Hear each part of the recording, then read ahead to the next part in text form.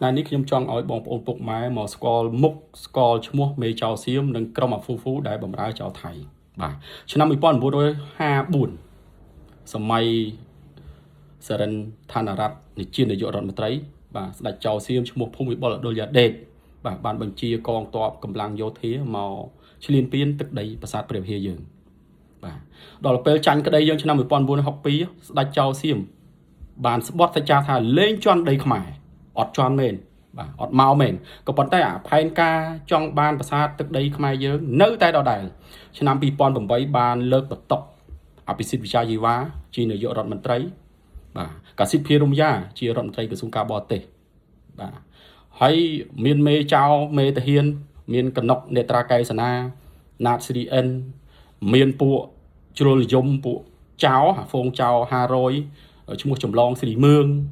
សន្ធិលឹមថងគុលបាទហើយក្នុងនោះដែរឆ្នាំហ្នឹងយើងឃើញហើយ2008ដល់2011យើងឃើញមានក្រុមឧទាម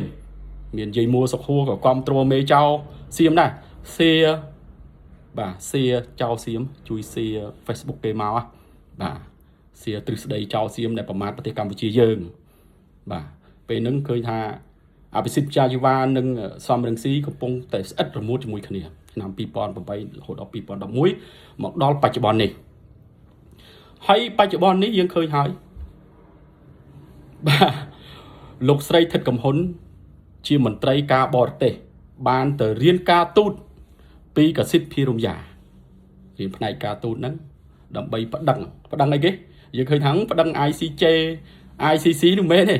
គឺប្តឹងយើងប្តឹងកម្ពុជាទេគឹមសុកនិយាយច្បាស់ហើយបាទទៅយកប្តឹងយើងអារឿងណាដោយសារយើងមាន scam online បានជាថៃវាយយើងវិញទៅអញ្ចឹងទៅពិភពលោកនេះ scam online scam ឬគ្រឿងញៀនថៃគាត់និយាយឃើញជនជាតិថៃមួយ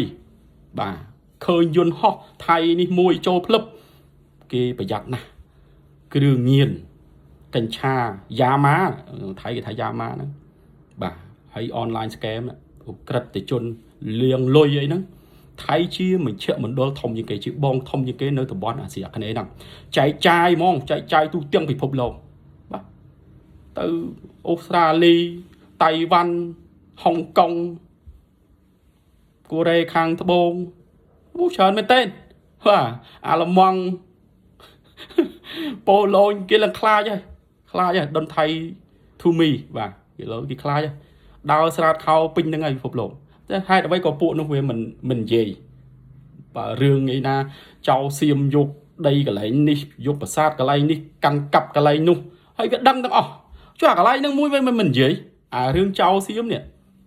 រឿង online scam រឿងគ្រឿងញៀនរបស់ថៃកំពុងតែល្បីពេញហ្នឹងបាទនៅវៀតណាមក៏ចាប់បានដែរទៀត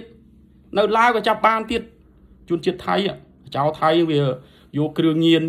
យ៉ាម៉ាកញ្ឆាអាភៀនហ្នឹងអនុទានហ្នឹងគឺជាមេកញ្ឆាហ្នឹងហើយ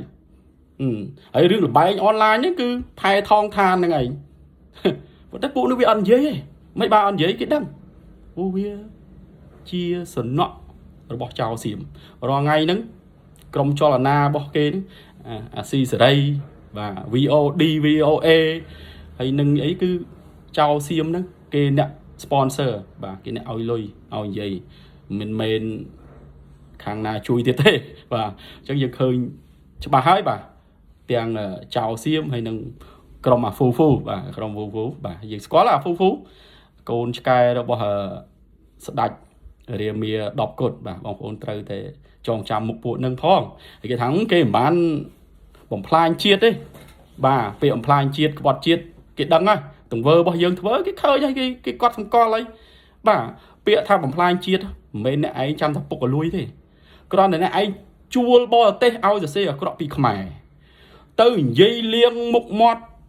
ចៅសៀមឲ្យល្អហើយមកចោតខ្មែររឿង online scam វិញអាហ្នឹងគេហៅថាក្បត់ជាតិបាត់ហើយចូលដៃជាមួយសត្រូវអ្នកឯងបង្កើតក្រុមប្រឹក្សាជាតិតស៊ូបង្កើតក្រុម GCYN ក្រុមបណ្ដាញយុវជនកម្ពុជាសកលនៅថៃដើម្បីបង្កើតតំបន់ត្រណប់ដើម្បីឲ្យថៃបាទផ្គត់ផ្គង់សព្វាវុធមកខំខ្មែរគ្នាឯងអានេះហៅក្បត់ជាតិហើយបាទអរគុណច្រើន